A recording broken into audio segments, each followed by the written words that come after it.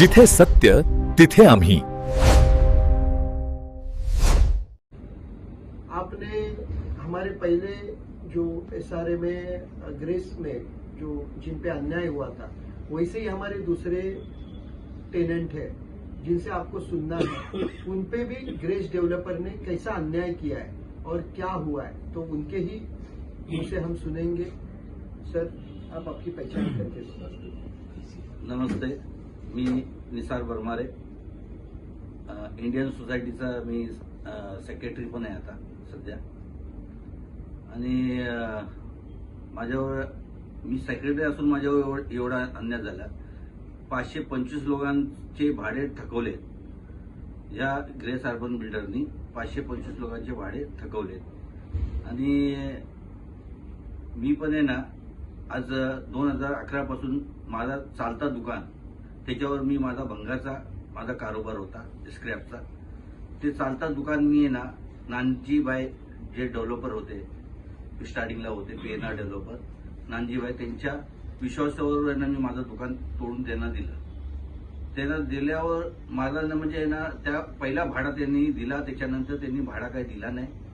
आणि भाडा मागायला गेलो तर मला आहे ना, इकडे तिकडे ना अपर अधिकारीकडे पहिले पाठवला, नंतर तिथे पाठवलं. मी पण सर्व आहे ना, पहिले पण माझे जे मित्र आहेत त्यांनी आहे ना सर्व पूर्ण कहाणी तुम्हाला सांगितली आहे. पण आहे ना, मी शॉर्टकटमध्ये सांगतो काय. मला पण आहे ना, पहिले अपर अधिकारी पाठवला, नंतर सक्षममध्ये पाठवलं, नंतर आहे ना जीआरसी मध्ये पाठवलं.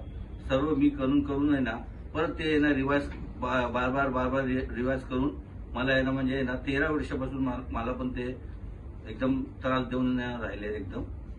आणि दुसरी गोष्ट हे काय, मी सेक्रेटरी असून 525 लोकांचे भाडे थकवून त्या पब्लिक लोकांना एवढा त्रास देत आहेत. त्यांना घाबरून येणार, त्यांचे येणार, ते आमच्याकडे येत नाही. आम्ही त्यांना सांगत असून काय, तुम्ही तुमचे भाडे आम्ही ना हक्काने येणार तुमच्या अकाउंटमध्ये येतील, आम्ही तुमच्यासाठी येणार मेहनत करतो. ते त्यांना घाबरून ठेवलंय. त्यांच्या खोटे अग्रीमेंट त्यांच्याकडून आहे ना.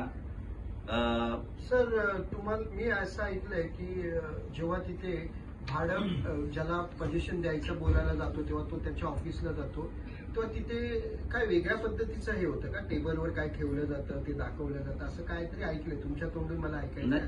तेच ना, आता तिथे ना ते बिल्डर लोकांचे तर अशीच आहे, गरिबांना आहे ना तिथे बोलवतात. टेबलवरती त्यांचे ना लायसन्सवाले ते हथियार असतात, ते ठेवतात तिथे, बंदुका ठेवतात. हा.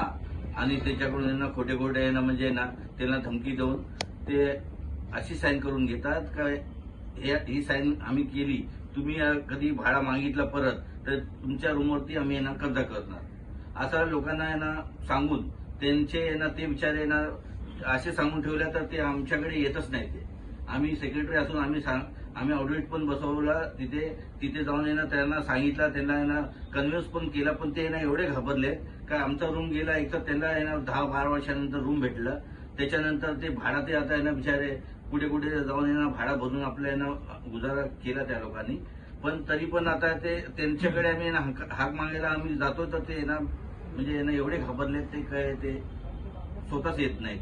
12 वर्षापासून भाडं मिळालेलं आहे आणि 12 वर्षानंतर त्या बिचाऱ्यांना रूम मिळतो. तर त्या रूम मिळाल्यानंतर त्यांना धमकी दिली जाते की जर तुम्ही आमच्याकडे भाडं मागितलं तर ते रूम पण तुमच्याकडनं आम्ही घेऊन टाकू. म्हणजे हे किती प्रकारची चिटिंग चालू आहे. आणि हे संपूर्ण एसआरएचे अधिकारी डोळे बंद करून बघतायत. का बघतायत ह्याच्यावरती एक मोठा क्वेश्चन मार्क आहे. ह्या अशा गोष्टी जेव्हा होतात ना, त्यावेळेस कुठेतरी काहीतरी पाणी मोरत असतं. यात 100% सामान्य माणसांकडनं जी मागणी आहे की ह्या एसआरएच्या सगळ्या ऑफिसर्सची आणि एसआरए मधल्या आणि त्याच्याबरोबर ह्या अशा चिटर बिल्डरांबरोबर परत ह्याला कामं दिली नाही दिली पाहिजे. आणि ह्या एसआरए मधल्या नानजीबाई जो बिल्डर आहे, त्याच्याबरोबर हा जो ग्रेस बिल्डर आहे, ह्या ग्रेस बिल्डरचे आता येणारे जेवढे प्रोजेक्ट आहेत त्या प्रोजेक्टमध्ये ज्यांनी साईन केलेले आहे त्या सगळ्यांनी एकच करावं की बिल्डर चेंज करावा.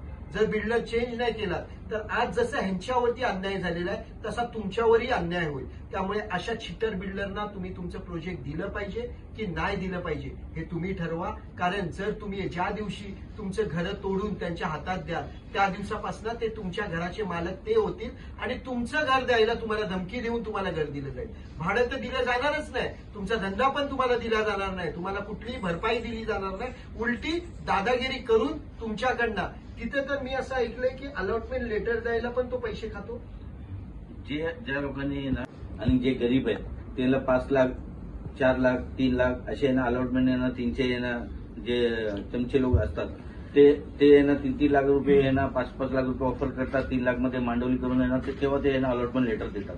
दुसरी गोष्ट हे आहे का ना 150 लोकांचं जे 50 वर्षापासून जे दुकान आहे तिथे एल टाईपमध्ये आहे ना रोडवरती मेन ग्राउंड फ्लोअरला जी दुकान होती ती आम्ही आहे ना विश्वासाने आहे ना त्यांना दिली आणि आज एखादा पण येतात तो खाली दुकान देत नाही. हे सर्वांना या अधिकाऱ्यांच्या आहे ना ह्याच्या आदेशनी त्यांनी आहे ना त्या लोकांनी आहे ना म्हणजे ना त्याला आयडिया देऊन सर्व दुकाने पहिल्या माल्यावर शिफ्ट केली आहे आणि म्हणजे पुढच्या दुकानामध्ये जास्त किंमत मिळते. हा. तुमची दुकानं पुढे घेतली गेली आणि तुम्हाला सगळ्यांना मागे टाकले गेले हे एसआरए वाल्याला माहिती आणि आम्ही इस्क्रॅपचे ते पण वरती पहिल्या मारती. आता आमचं इस्क्रॅपचं दुकान आहे काटा आम्ही ना लावतो तिथे आमचे ना टेम्पो येतात भंगार भरायला वगैरे सर्व.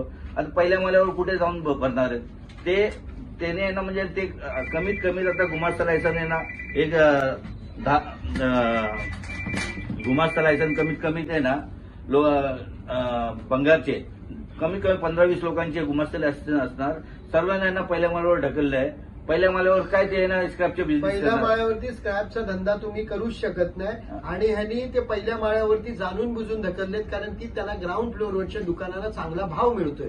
म्हणजे एसआरए वाल्यांचं एसआरएची स्कीम आहे ना ही फक्त आणि फक्त बिल्डर आणि एसआरएच्या ऑफिसरना पैसे कमवायचा एक मार्ग तयार झालेला आहे. आणि जे झोपडीधारक आहे त्यांनी तिथे यायचं आणि एसआरए वाल्यांनी त्याच्यामध्ये फ्रीमध्ये त्या एसआरएच्या स्कीम घ्यायच्या, स्वतःसाठी एक चांगला एफएसआय तयार करून घ्यायचा आणि तो एफएसआय जसं काय तो एफएसआय त्यांना त्यांच्या सासऱ्यांनी आंदन दिलेलं आहे अशा पद्धतीने ते त्यांचं काम करतात. हा बिल्डर वर्ग जो ज्या पद्धतीने बिल्डर आणि एसआरए वाले मिळालेले आहेत तर ह्याच्यावरती मला ह्याही केसमध्ये मुख्यमंत्री आणि उपमुख्यमंत्र्यांनी माझी मागणी आहे की ह्याच्यामध्ये ह्यांच्यावरती जो अन्याय झालाय तो अन्याय तुम्ही समोरून बघून आणि समोरून इन्क्वायरी लावावी, नाहीतर ह्या गोष्टीचे पडसाद खूप वाईट परिस्थितीत उठतील. त्याही माझ्या सगळ्या प्रशासनाला मुख्यमंत्री आणि उपमुख्यमंत्र्यांना मागणी आहे की तुम्ही या सगळ्या गोष्टीत लक्ष घालावे आणि ग्रेस बिल्डर या चीटर बिल्डराची आणि त्याच्याबरोबर एसआरएच्या सगळ्या ऑफिसरची इन्क्वायरी लावावी. एवढंच बोलून मी थांबतो. जय हिंद, जय महाराष्ट्र.